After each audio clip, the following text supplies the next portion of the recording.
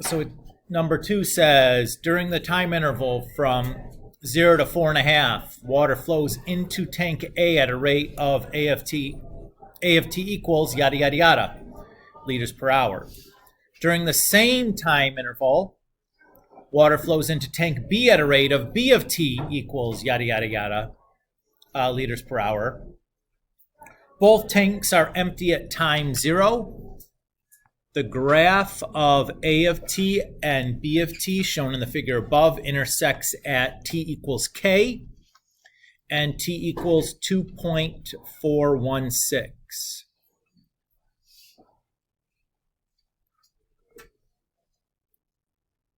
So we can see those two intersections. I'm going to go ahead and label those in there. How much water will be in tank A at T equals 4.5?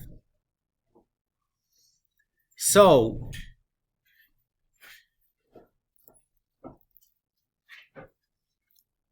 this is like a antiderivative situation, right? Or accumulation. So we have some constant plus the integral from 4.5 or 0 to 4.5 of A of T dt. What is this constant going to be? What's the initial amount of water in tank A? 0. So it's just 0.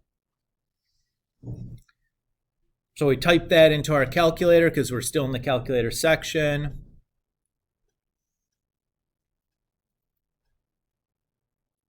So you get about 66.5 liters of water. You would have gotten 1 point for the integral and 1 point for the correct answer.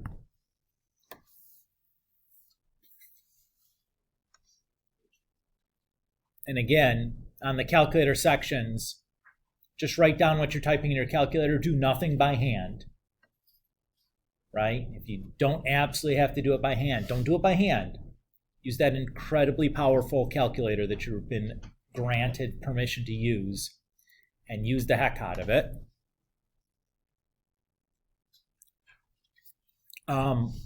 Part B says during the time interval from 0 to K, water flows into tank B at a constant rate of 2.5 liters per hour.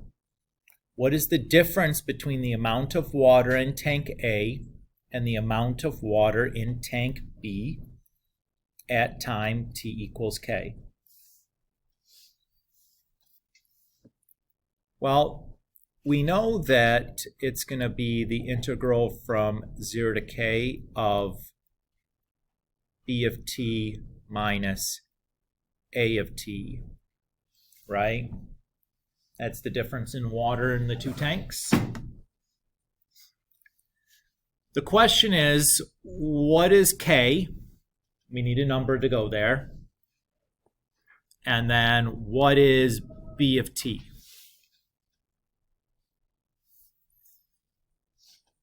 Well, there's a piece of information that hasn't been given to us in this problem, right? Or that's given to us in the problem that we haven't used yet. It says water flows into tank B at a constant rate of 20.5 liters per hour. So what that piece means is that B of T is 20.5 for T less than K. Or equal to K. So that's going to allow us to replace the B of T with 20.5. Where did my pencil go? Did my computer freeze? OneNote's frozen. Cool, OneNote.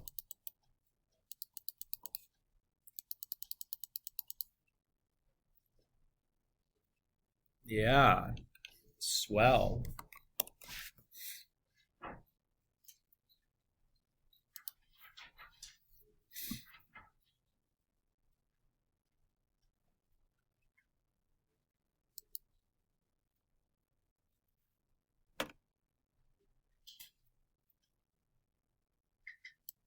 There it goes. It all caught up there. Maybe.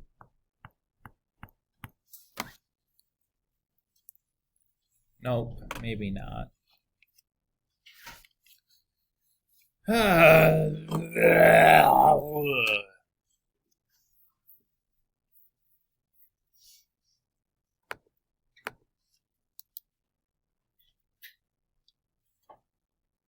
Okay. Oh my God. All right. Are we going to work now or no? Still feels very laggy.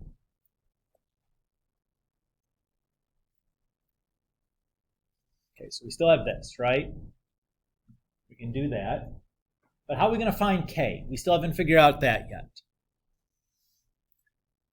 Let's go back and look at the original picture here. K is at the intersection of A of t and B of t, correct? So I know that to solve for K, all I need to do is set that 20.5 equal to A of t, and then solve that on my calculator. How would I solve that on my calculator? Anybody?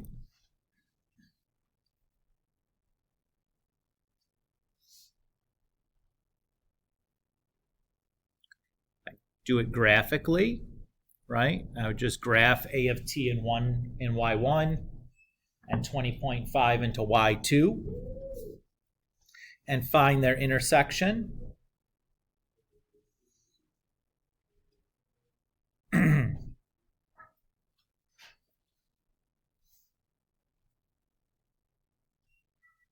So when I do that, I get K equals 0.892040, yada, yada, yada.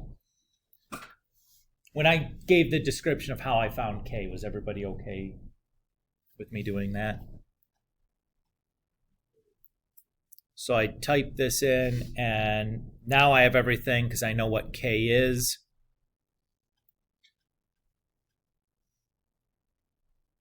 So I should get 10.599.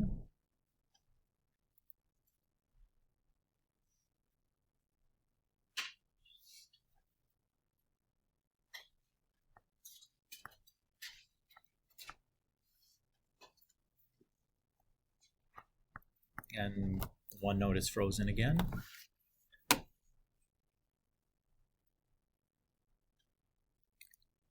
I just it drives me nuts. All right, so let's see. Saying this,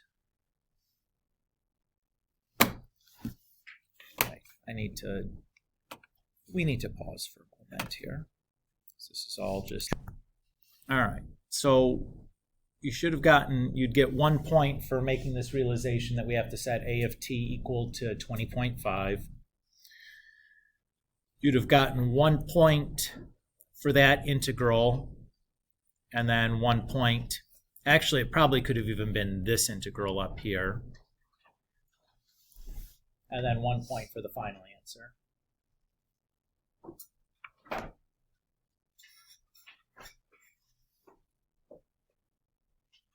Now, I thought that this particular problem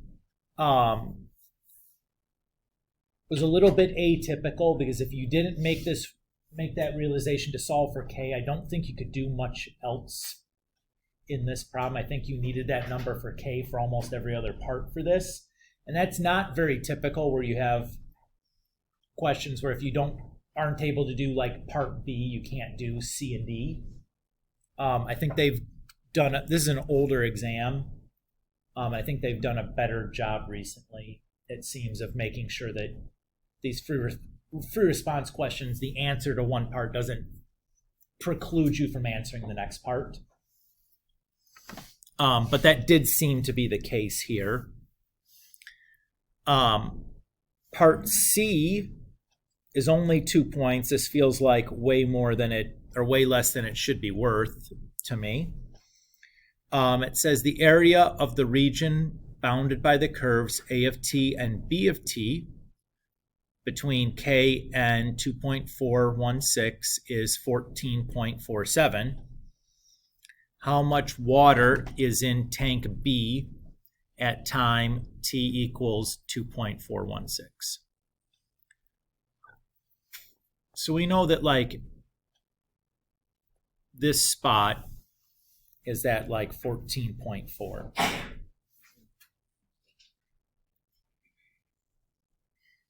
Right?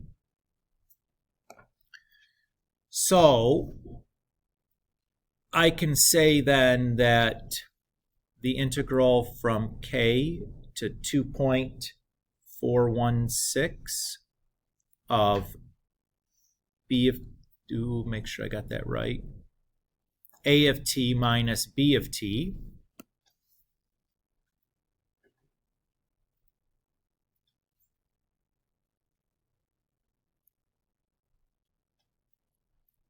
equals 14.470, right?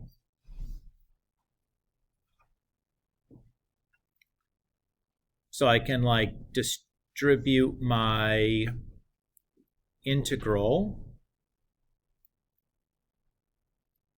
And now the reason this is a little tricky is because we don't have a formula for B of t before or after k, right? We know that up into k it acts like a constant function, but clearly after k it's like zooming around, like doing something different. We can tell from the picture. So we can say this, and then if we solve then for that integral, no, one note's added again.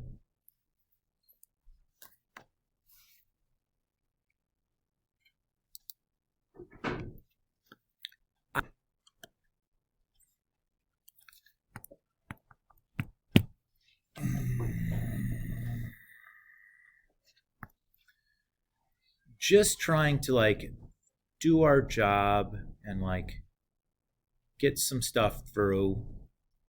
So if I do some rearranging, like I have to subtract things from both sides and divide by some negatives, do a little bit of algebra.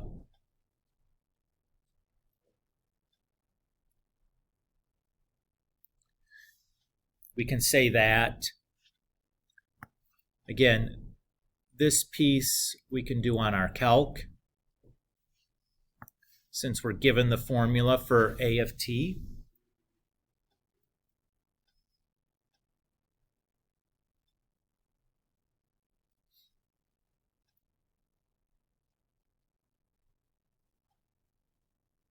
So that piece comes out to be like 30.027051, whatever's.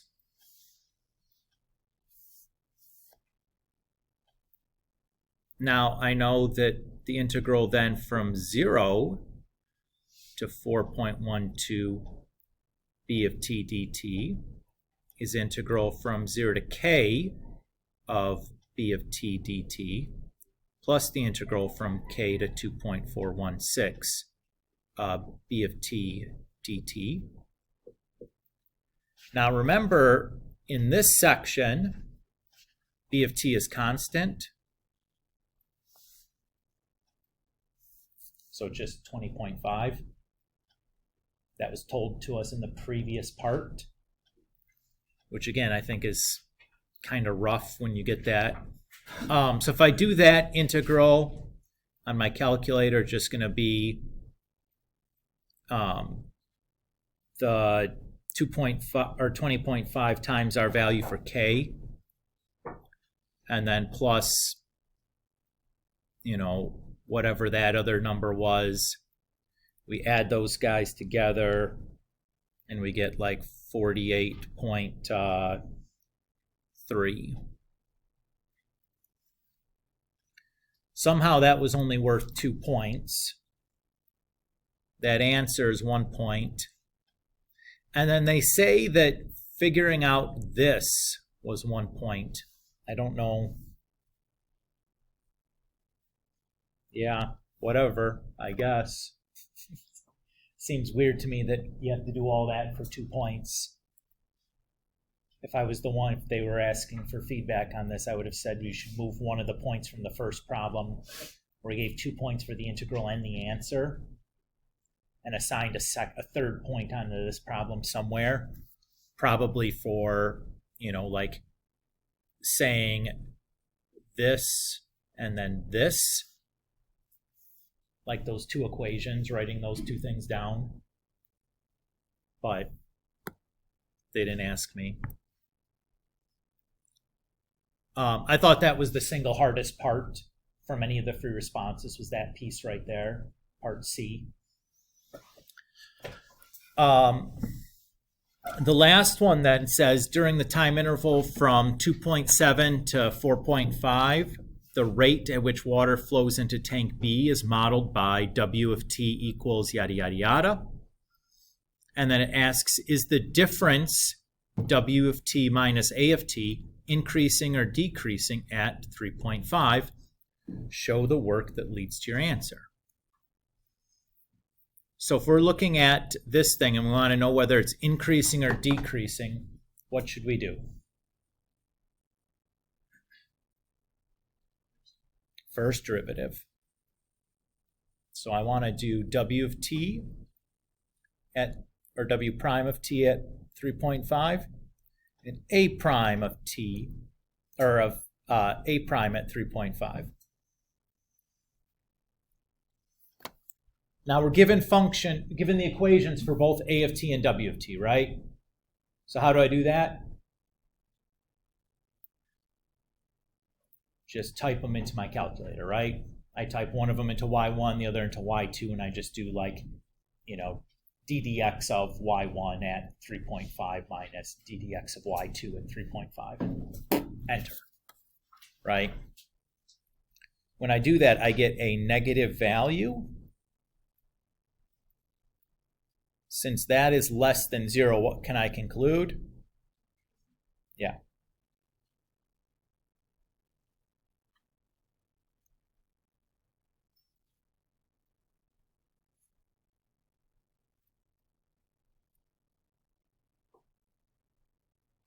And it's lagging again. There. Oh my God. How am I supposed to do my job if the machinery just does not work?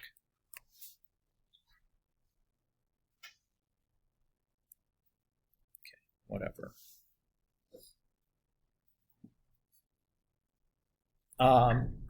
You would have gotten 1 point for acknowledging that this is negative, and then a second point for your conclusion, acknowledging that a negative first derivative implies that the function is decreasing.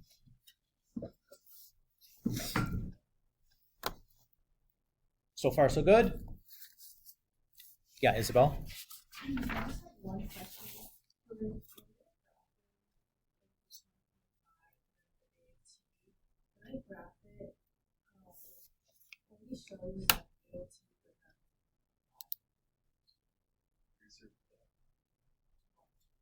Well, your window has to go up. The y value has to be bigger than 20.5 in order to see it, right?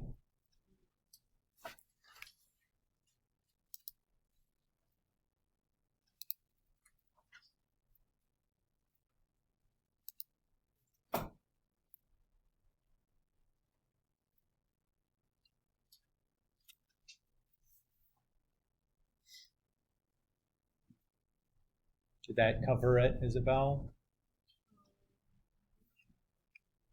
So what I would do for my window is I would just use the stuff from the picture. So my x would go from 0 to 5, and my y would go from 0 to 50 or something. And I want my picture to look like this picture because I'm graphing A of t and B of t. Yes.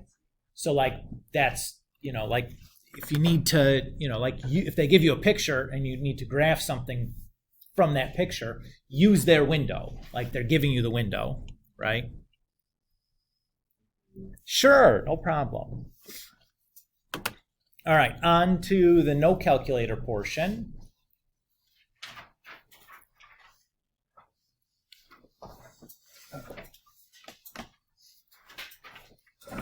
So, oops, come on back. There you go.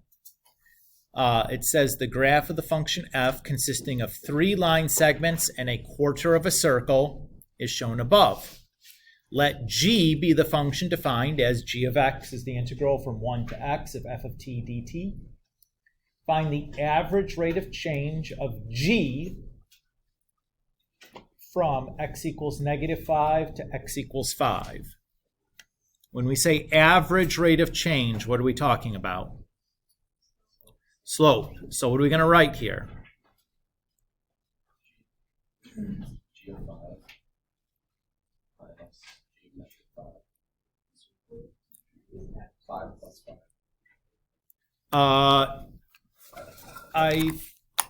Well, let's see. I have papers here. For stuff that I haven't asked that. Oh, thanks.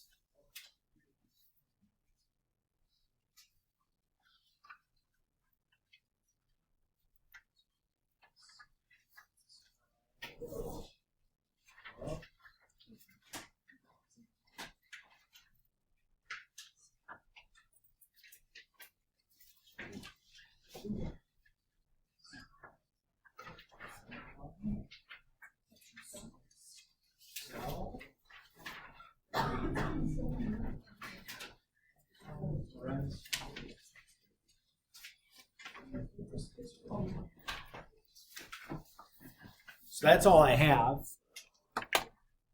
left of things from you guys, other than these couple of people that are absent.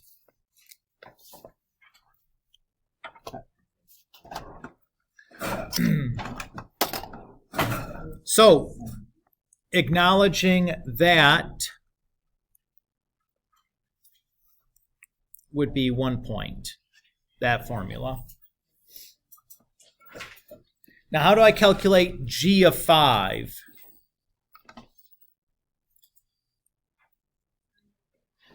Yeah, so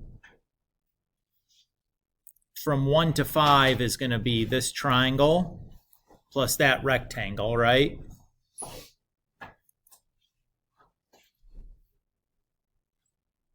So it's going to be 1/2 base, which is 2, times height, which is 4, plus length times width, which is 2 times 4.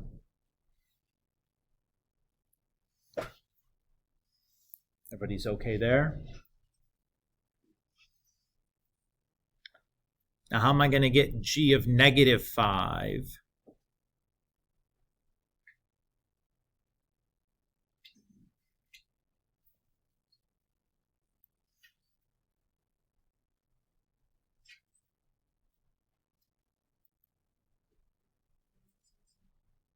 Yeah, we got to be a little bit careful here. Oh, come on.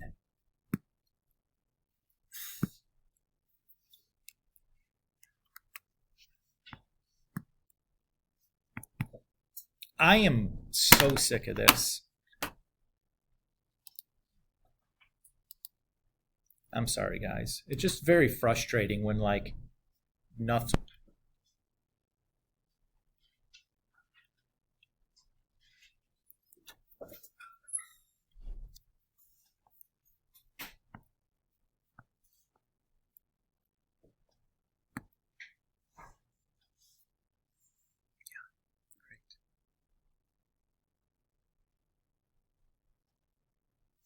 Okay.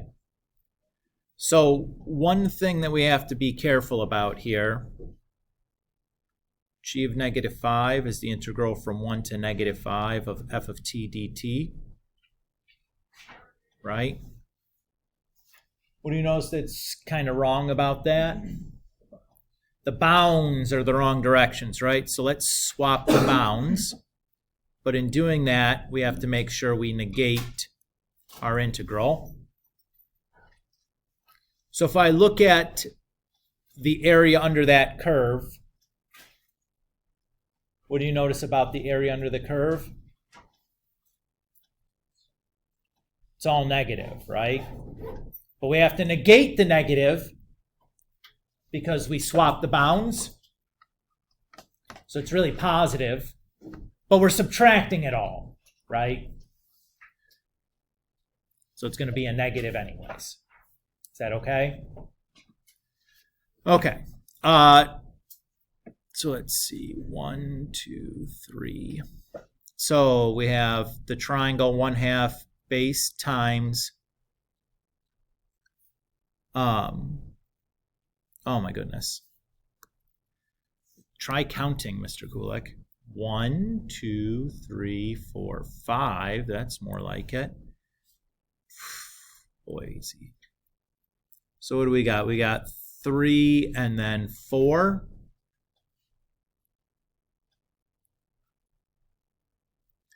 And then we have 1/4 pi r, which is 2 squared.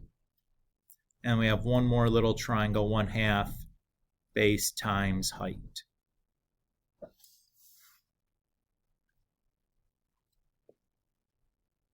Everybody buy all that? So let's see, we have 4 plus 8 minus 6 minus pi minus 1. So we should get, and that's all over 10. So we just get 5 minus pi over 10.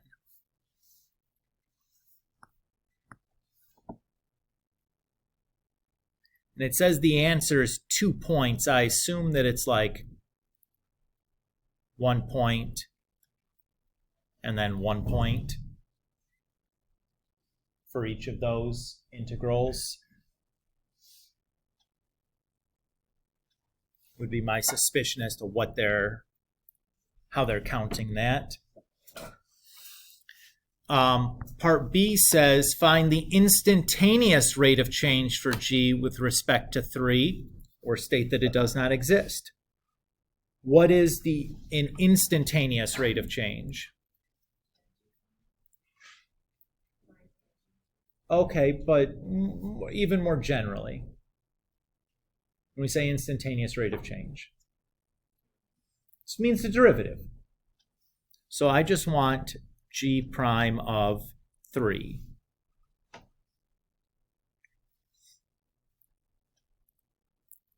Okay, so if I do the derivative of the integral from 1 to x, f of t dt, what is that? At all close, f of x, right? Because you do the substitution. And it's actually, I guess here, come on.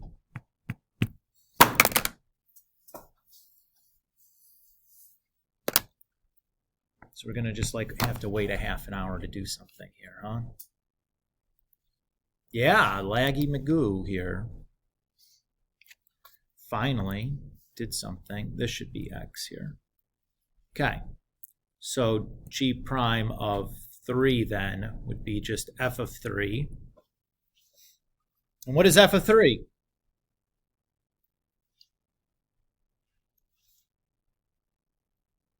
Four. And I'm done.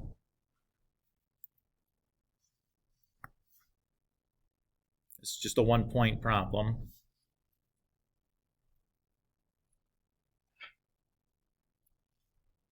Isabel? Part 1. Part 2 is the definition of a definite integral. Part 1 is just that derivatives cancel out integrals. But yes. Good recognition. I don't know if that's a verb. Part C says, on what open intervals, if any, is G concave up? So for concave up, what are we looking for?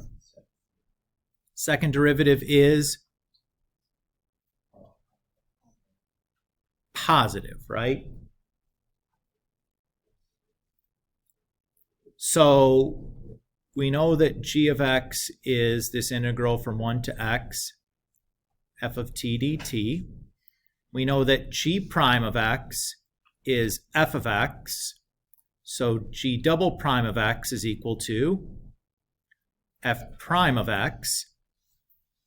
So we don't have a function for f prime of x, but we have its graph. If I'm interested in where g double prime is positive, that's the same thing as where f prime is positive. If I look at f prime of positive, what does that mean? For f is increasing, right? So that's where I'm going to go to the graph now and look for the spots where f is increasing. So that looks like this section and this section. Everybody agree? So from -5 to -2, and then from 0 to 3.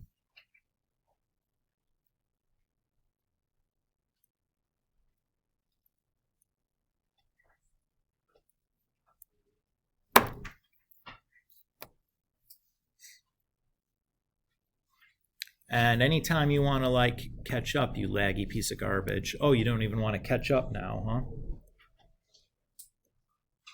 Like I typed it, I wrote it all. You just didn't want to acknowledge it.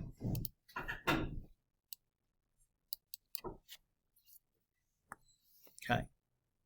Everybody happy there? So it says intervals with justification is 2 points. So I'm guessing that like that's probably how they would have done it.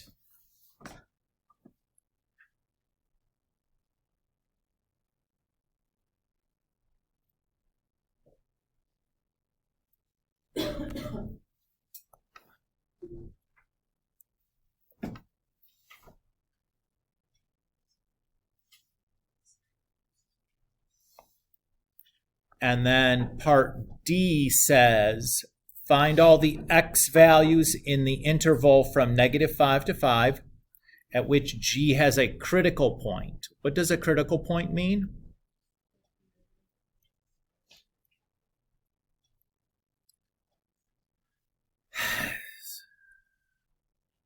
Or, yes. Classify each critical point as the location of a local minimum, maximum, or neither. Justify your answer. So remember that g prime is the same thing as f of x. And if I look at my graph, is there anywhere where f of x is undefined? No. So I just am concerned with the zeros at -2 and 1.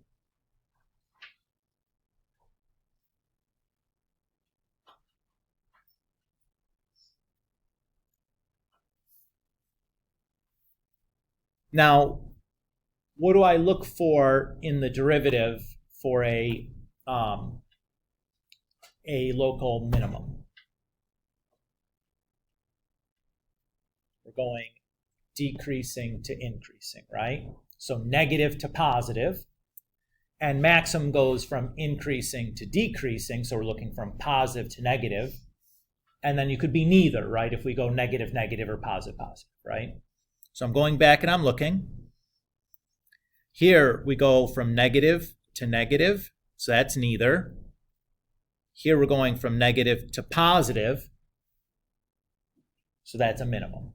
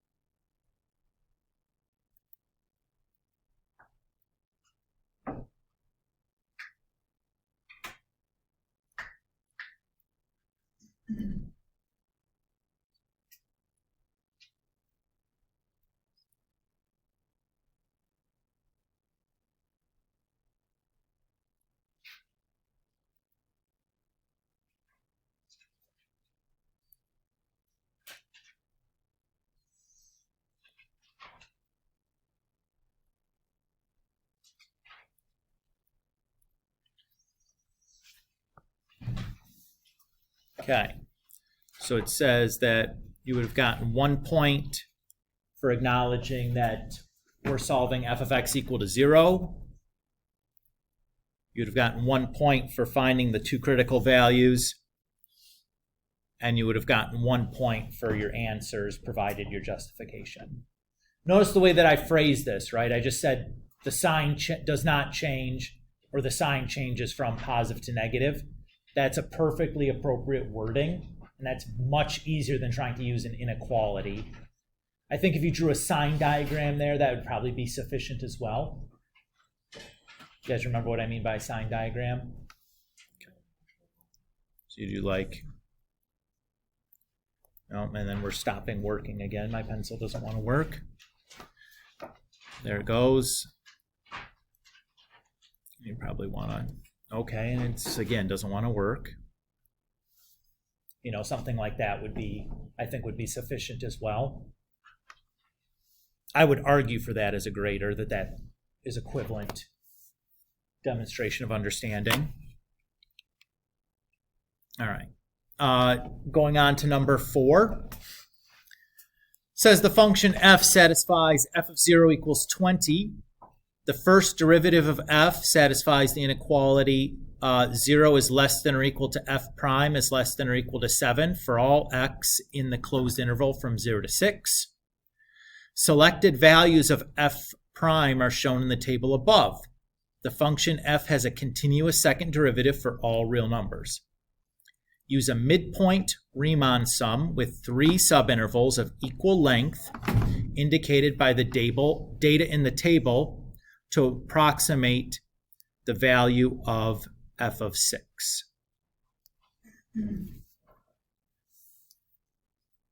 Okay. So let's see. So we're going from 0 to 6. So we'll go from 0 to 2.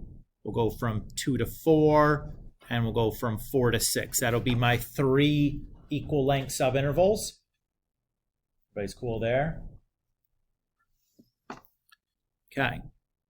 So my midpoint is going to be the width times the height of the midpoint.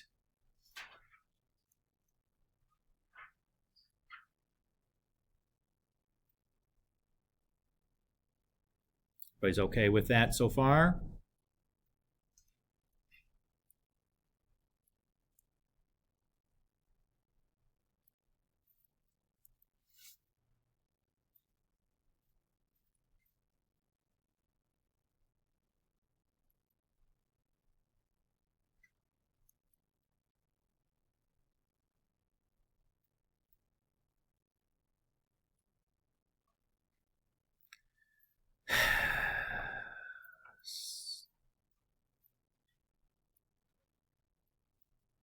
So we have 7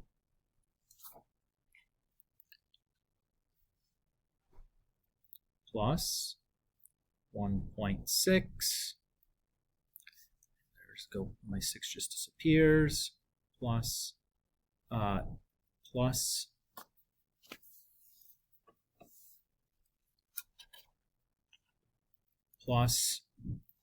11.6. Okay. Doesn't want to work at all. 11.6. When I add that up, I get 20.2. Is that my answer, though? No, right? So I know that f of x is going to be c plus.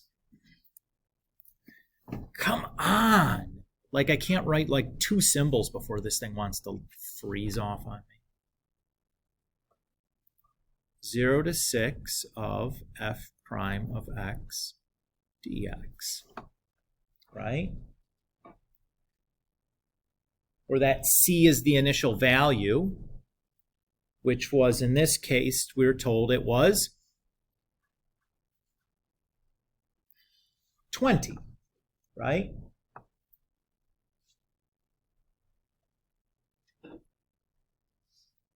My approximation for the integral from 0 to 6 is my Riemann sum.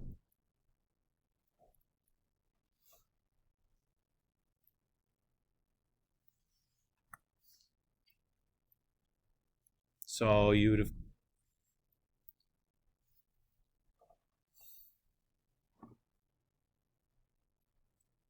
one point for this, 1 point for that, and then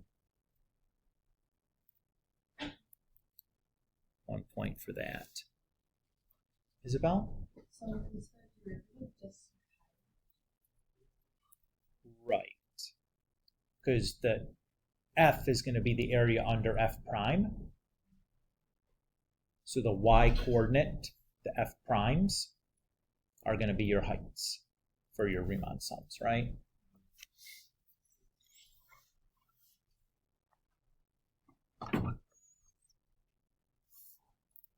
Okay. It says that part B, determine whether the actual value of f of 6 could be 70, and then explain your reasoning. Okay. Here's the key, is that in the problem you were told that f prime of x is between 0 and 7. So if f can be greater than or equal to 7, we're going to assume f prime of x is just equal to 7.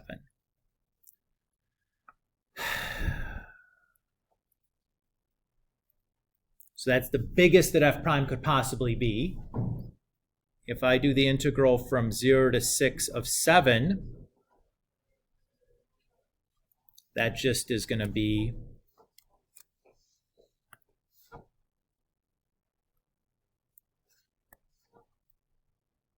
seven times 6, or 42.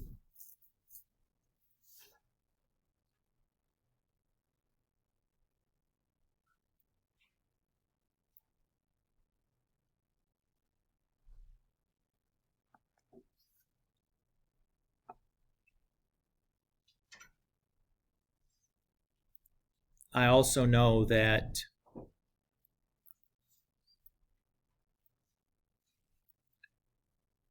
by the fundamental theorem of calculus, that integral, come on, is f of 6 minus f of 0. And I know f of 0 is 20.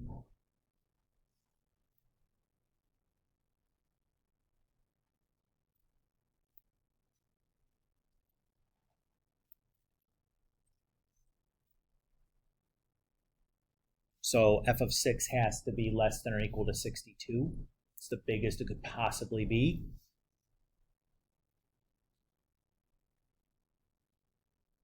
I should probably say that.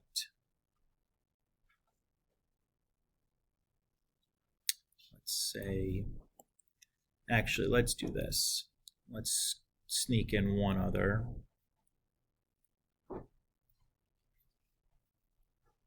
Let's do that. That makes everything a little bit clearer.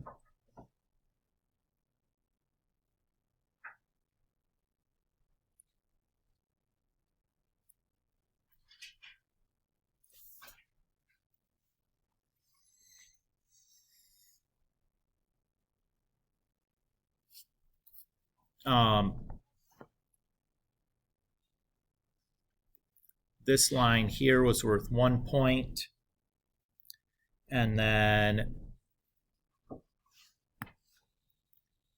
we would say no, f of 6 has a max value of 62, which is less than 70. And then I think that part would have been worth a second point. Answer with reasoning.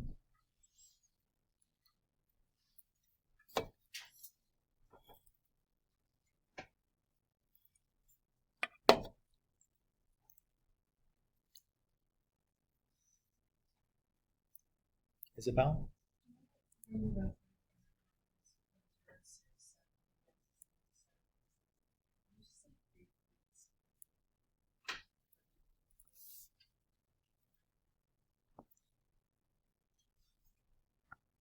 So if I have the function y equals 7, and I evaluate that from 0 to 6, it's a rectangle with height of 7 and width of 6. 7 times 6. Anytime you evaluate a constant, that's all you're doing. It's just multiplying it by the difference in the bounds. Does that feel okay?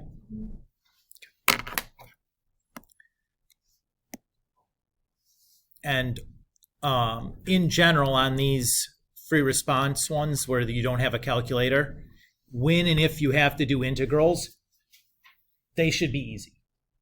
Like if you start doing something like I'm needing to like do double U subs and like it's getting crazy, you're probably doing too much. There's probably an easier way of doing this, or you might not even be doing the right thing at all. So like go back and reread the problem, slow down, make sure you really understand what they're asking for. When you don't have a calculator, it's never going to get like really hectic. The number should be nice. The integral should be nice. The derivative should be nice. Okay. The last piece here, or I'm sorry, part C says to evaluate the integral from 2 to 4 of f double prime of x.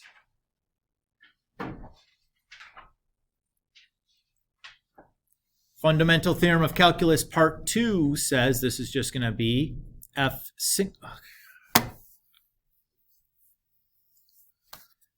single prime of 4 minus f single prime of 2.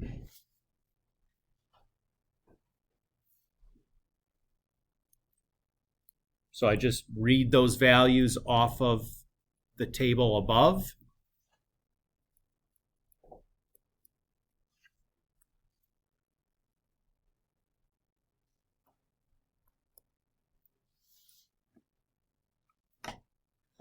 And I would be done.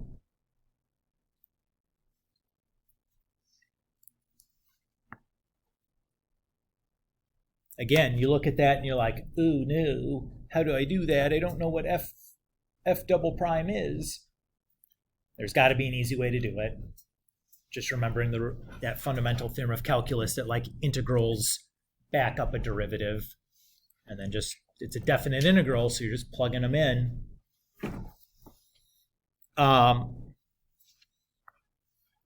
So D is a limit. So first step, anytime you see a limit, should be a direct substitution. Oh my God, come on.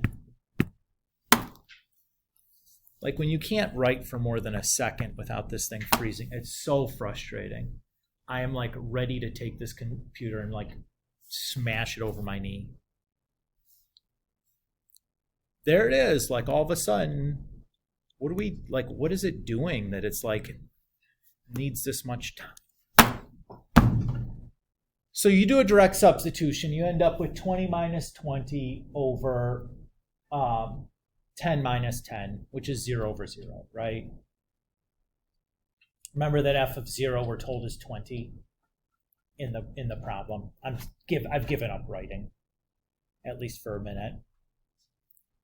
So if I get 0 over 0 for a limit, what do I have to do? Probably need to L'Hopital this. So remember, L'Hopital is not a quotient rule, and I'm not taking a derivative of the entire fraction. I'm just taking the derivative of the top minus the derivative of the bottom. What's the derivative of f of x? F prime of x. What's the derivative of 20e to the x? 20e to the x still, right? Doesn't change. What's the derivative of 0.5 f of x? 0.5 f prime of x. What's the derivative of negative 10? 0.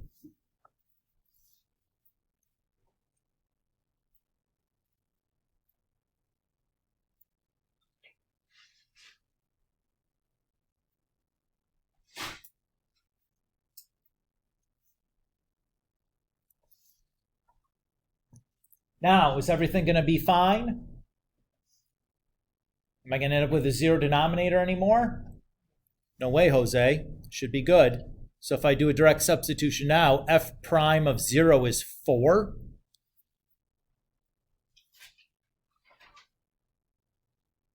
Come, for the love of Pete.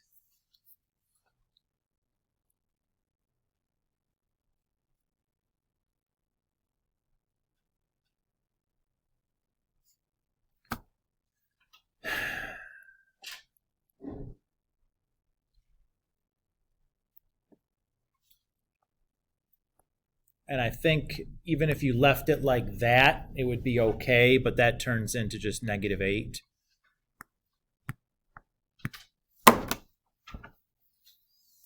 So you'd have gotten 1 point for identifying and using L'Hopital's rule, and then 1 point for the answer.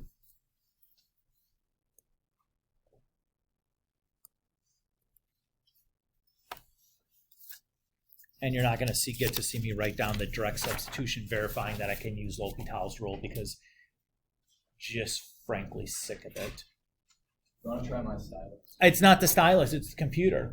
Because I can tell that, like, when it goes, it's like, oh, look, I finally caught up, and like, this is me clicking a bunch of things, and it's like click, click, click, click. It's like, why is it like lagging this hard? And then just sprints and catches up.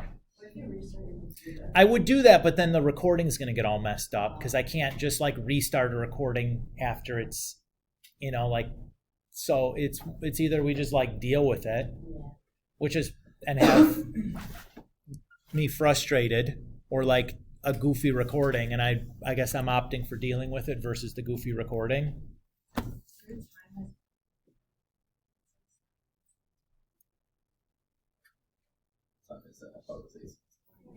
Oh. Cool. Great news. Maybe if you go actually in the middle of class. Yeah, I'm just gonna suck. I'm just gonna tough this out and try a hard reset after you guys leave. I thought it was 8:17. I'm like, wow. This class is just not moving. Yeah. All right. 5 says, let R be the region in the first quadrant enclosed by the graph of f of x equals square root cosine x, and g of x equals e to the x, and the vertical line pi over 2 as shown. Write, but do not evaluate, an integral expression that gives the area of R. Okay. So it's integral expression. What should the bounds be? 0 to pi over 2. We're doing the area, so it should be the top minus bottom, correct? Look at this and tell me which one is top, G or F.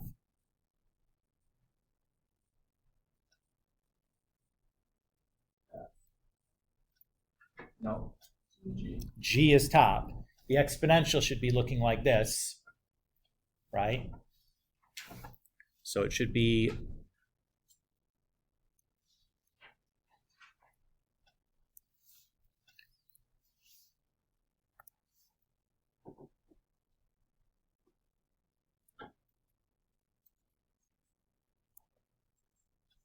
so it says that this is a 2-point problem. You got a 1 point for doing the limits correctly and 1 point for setting up your integrand correctly.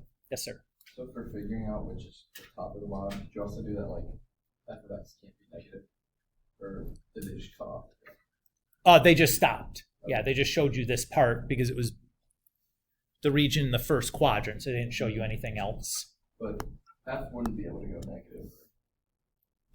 Correct. It would like start going like that Okay. afterwards, I suspect. What I would, again, what you could always do is just plug 0 in, or like pi over 2, right? Like cosine of pi over 2 is 0. So that should definitely be the, this one. E of pi over 2 is like, ain't 0, it's some big old number. So that looks good to me. Part B says find the volume of the solid generated when R is revolved around the x-axis. So we're doing this guy. Come on, it's not at all what I want. Okay, so we're spinning around the x-axis. Washer or disk? There will be no shells on your AP exam. Washer. Why a washer? Because there'll be a hole. This section right here will be a hole. We'll create a hole, correct? The formula for a washer is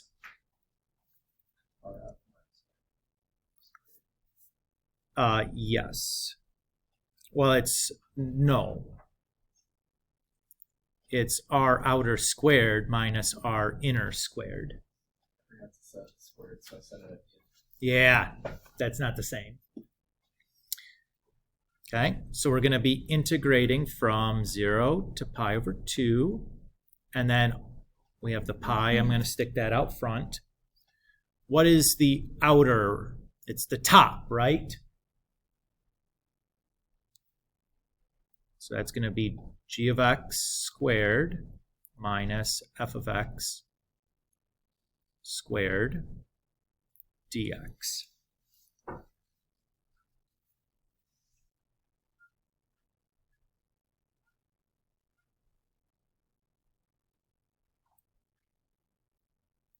So g of x was e to the x. E to the x squared is e to the 2x. F of x was the square root of cosine x. Well, that squared cancels the square root out. So we just have regular cosine x. And now we just need to do some antiderivatives. So to do the antiderivative of e to the 2x, what do you need to use? Should be a u sub problem, but it's probably one you could do in your head if you felt confident. Can we do e to the 2x? Can we do the antiderivative in your head?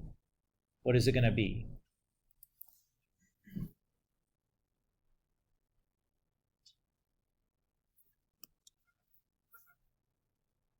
Anybody else can do it?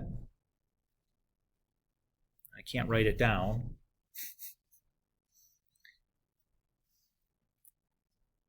It's e to the 2x over 2. If I could write it, which I can't right now. You guys will trust me on that. You could work through the details on your own. I just am not in the mood to try to bungle through some extra writing with the way my stylus is, or the OneNote situation I'm dealing with here.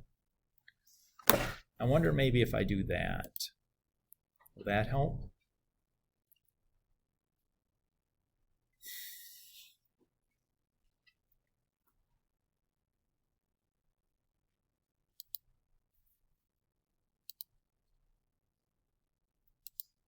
If I do that, maybe that'll help.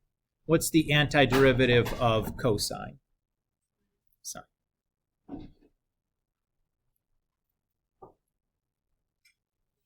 Okay. And now we just need to plug in and evaluate, right? So that's going to be e to the pi. I thought maybe that would do it. I did do it. Over 2 minus sine of pi over 2 is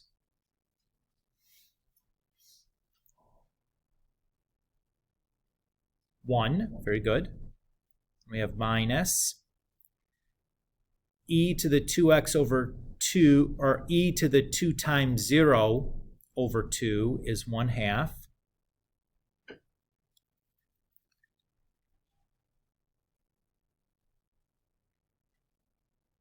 And then sine of 0 is 0.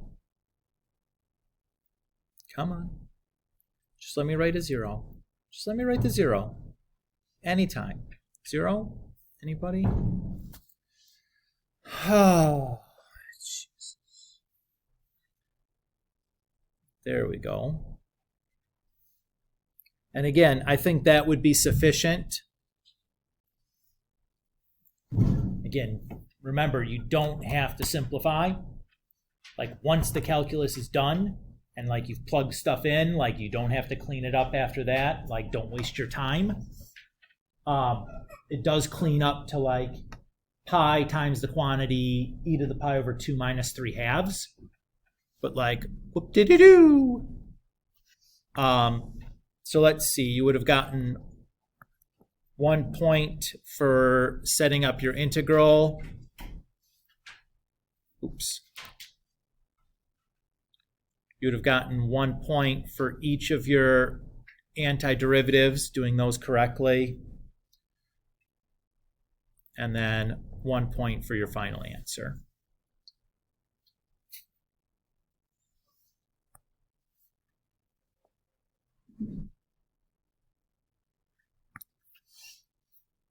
The part D or C says region R is the base of a solid whose cross sections perpendicular to the x-axis are semicircles with diameters in the xy plane.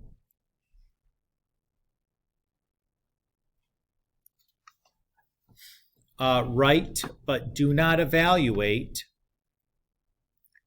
integral expression that gives the volume of this solid. So they're perpendicular to the xy plane. So like that's like a cross section, right?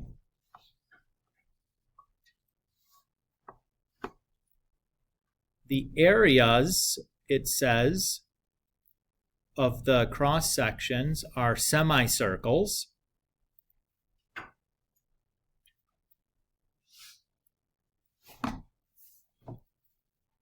Everybody's okay with that? 1/2 pi r squared. R is going to be my height, or the y coordinate for g of x, minus the y coordinate for f of x.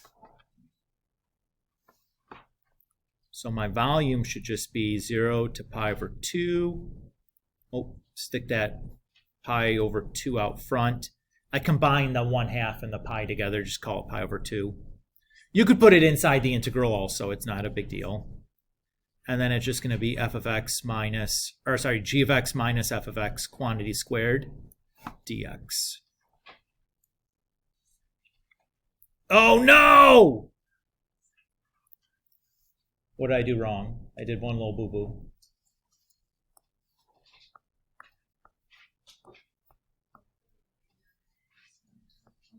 Nope, it's not that. Look at it real close. It's a very dumb mistake.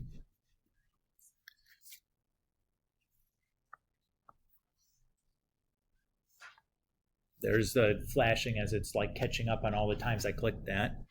This isn't the radius, that's the diameter.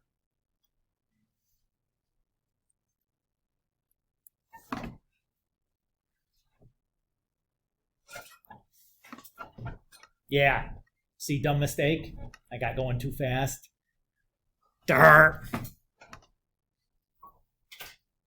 All right, let's see. Says you got 1 point for getting the constant out front. You got 1 point for getting your limits. And then you got 1 point for the inner.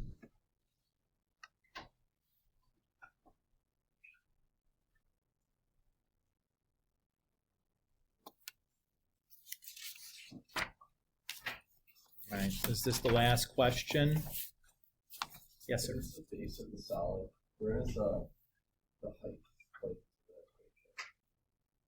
the bottom. Is the height the dx? Is the height the dx? Or like what's representing the height? Right. So yes, that's like the dx. Okay. Yeah. So you have the area, right? That's the area of the base times the height, and the height is the dx. So you're adding up like, it's like if you had like a dome and you're slicing this way, right? But it's not actually a dome. It's like this weird like elliptical triangular shape, but it's like curving up like a dome, and you're slicing, and each one of those things are like half circles, is what it's looking like. So the width of the slice is the dx, which is the height of the three-dimensional figure. Is that? Yep. All right. We're almost done, right? Is this like 2 minutes left? Is that what the clock says? Okay, stopping here. We'll finish.